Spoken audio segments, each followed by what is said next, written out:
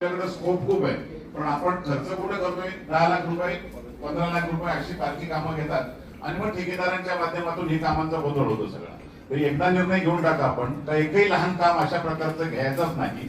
मोठी कामं घ्यायची, प्रकल्प दिसला पाहिजे किंवा काम दिसलं पाहिजे. दिसतच नाही काम कुठेशी, उगाच वाढत चाललेत आपण. एक तीर्थस्थळाला एक निधी वाढवायला आपल्याला गरज आहे. तीर्थस्थळांसाठी, कारण तीर्थस्थळ बरीचशा ठिकाणची आता डेव्हलप होण्यासाठी सुरुवात केलेली आहे आणि त्याला एक निधी थोडासा वाढवला तर चांगला होईल. बदलापूरला आपण योगा भवन एक घेतलेले नाविन्यपूर्ण मधून, आपल्याकडे तो प्रस्ताव आलाय. तर तो लवकर जर दिला तर पहिलं योगा भवन चांगलं तिथं त्या ठिकाणी होईल आणि खूप मोठ्या प्रमाणात तिथं योगाचं प्रशिक्षण वगैरे होत आहे, त्यांना त्याचा उपयोग चांगला होईल. बदलापूरच्या क्रीडा संकुलाला साहेब चांगल्या प्रकारची तिथं सुविधा करता येतील अशा प्रकारचा एक निधी क्रीडा विभागाच्या माध्यमातून स्वतः जिल्हाधिकारी मोदयांनी पण परवा व्हिजिट केली आणि त्या ठिकाणी जागा सुद्धा वाढीव देण्याचा सांगितलं त्यांनी.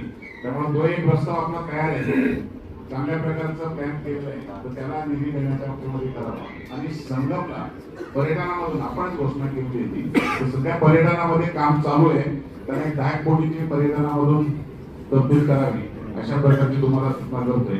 आपण सगळ्यात या चांगल्या याच्यातून हे करावं. याचबरोबर आपल्या बरोबर आदिवासीच्या बाबतीतला पण आपला तो प्रस्ताव आहेच, एकदा संपूर्ण घेऊ आपण तो विषय.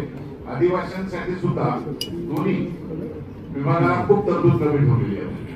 तिथं सुद्धा आपले प्रस्ताव जिल्ह्याचे वाढीव गेले पाहिजेत, तरच आपल्याला निधी मिळणार. सगळ्या रस्त्यांच्यावर आता जिल्हाधिकाऱ्यांनी आपल्या जिल्हा परिषदेने 10 लाख रुपयाची कामं टाकले, बरोबर ना शिव साहेब?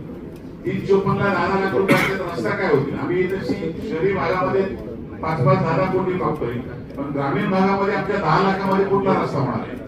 मला हा अक्षर वाटण्याचा प्रश्न आहे तो. एकदा नाही रस्ता करायचा असेल तर तो पूर्ण करा. 10 लाख रुपये या वर्षी टाकायचे, 6 महिन्यामध्ये तो परत उकळून जातो, दुसरे पुढे टाकतो. एकदा या रस्त्यांच्यावर दर्जा सुधारण्यासाठी काही निर्णय घेतले पाहिजेत आणि त्याला दर्जोन्नती दिली पाहिजे. दर्जोन्नतीच्या माध्यमातून पण आपल्या रस्त्यांची परिस्थिती बदलता येईल. MMRD असेल, अन्य आदिवासी उपविभाग असेल, यांच्या माध्यमातून सुद्धा पूर्ण रस्ते घेतानाच तुम्हाला कामं केलेली चांगली होती. मी आता सगळी यादी तुमची पाहिली तर सगळे 10 लाख रुपये टाकत गेलेले. तर निधी तुमच्याकडे कमी जरी असेल तर तो कुठलाच रस्ता पूर्ण होणार नाही. ग्रामीण भागावर उलट जिल्हा नियोजन मंडळामध्ये अन्याय व्हायला लागले आणि त्यामुळे जिल्हा नियोजनाच्या माध्यमातून माझी विनंती आहे तुम्हाला की ग्रामीण भागामध्ये आपण ग्रामीण भागाची चर्चाच करत नाही.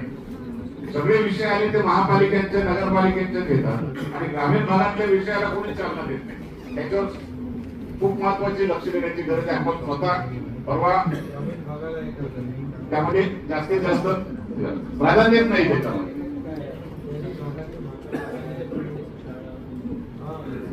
शाळांची परिस्थिती काय आज आमच्याकडे शहरी भाग झाले साहेब, खाजगी शाळा एवढ्या आलेल्या आहेत की आमची मुलं आता सांगायला लागली की त्या पडके शाळेत कशाला आम्ही जाऊ.